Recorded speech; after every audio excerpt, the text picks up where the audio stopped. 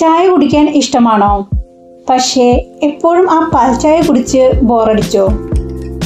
എന്നാൽ ദാ 1 മിനിറ്റ് കൊണ്ട് ഉണ്ടാക്കാവുന്ന ഉന്മേഷം തരുന്ന ഈ ചായ ഒന്ന് ട്രൈ ചെയ്ത് നോക്കിയാലോ. ഇത് ശരിക്കും വേറെ ലെവൽ സംഭവമാണ്. ആദ്യം തന്നെ ഒരു പാനിലേക്ക് ആവശ്യത്തിന് വെള്ളം ചേർത്ത് കൊടുക്കാം.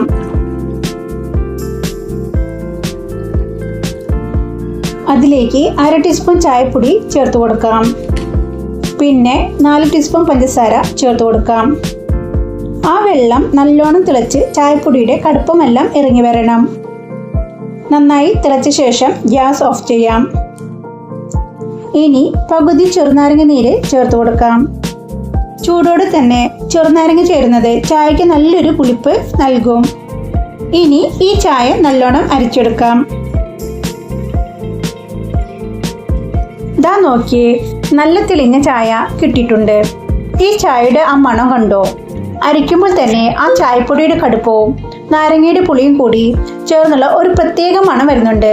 സംഗതി ഉഷാറായിട്ടുണ്ട്.